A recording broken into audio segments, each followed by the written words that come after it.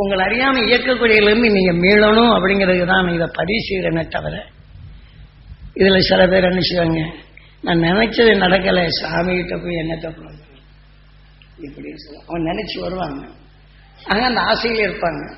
ஆனால் சாமி சொன்னதை வச்சு அதை நினைச்சு இப்படி செய்யுங்கன்னு சொன்னால் என்ன செய்வாங்க, தோசை சுட போகும்போது தோசை மேலே தான் ஆசையாக இருக்கு.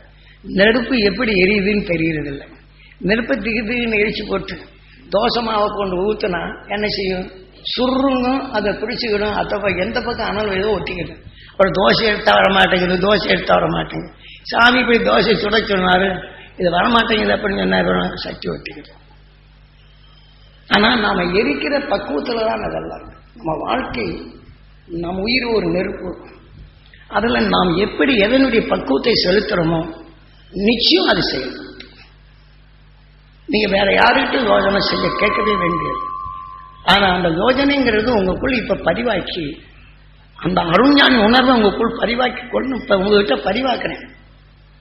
இதன்படி நீங்கள் செய்தீங்கன்னா சரி, அவர் அடுப்பு நிறைய எரிஞ்சிருச்சு.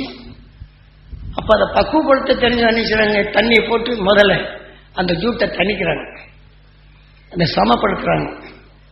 வேகமாக இங்கே எரிவு அந்த கட்டையை எடுத்து வச்சுக்கிறாங்க. அதுக்கப்புறம் போட்டு ஆட்டி சமப்படுத்தின ஒரு பாடு என்ன செய்து தோசை விட்டோடனே நம்ம ஜோராக வருது. நாம் முதல்ல இதை எடுத்து சனியை வரலன்னு சுரண்டிட்டு மறுபடியும் எண்ணெய் போட்டோம்னா அதுவும் சூடாகும்.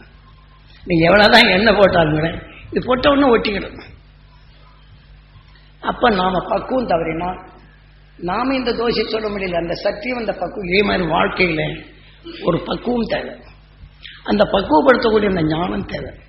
அந்த ஞானத்தை தான் உங்ககிட்ட பதிவு செய்யும்.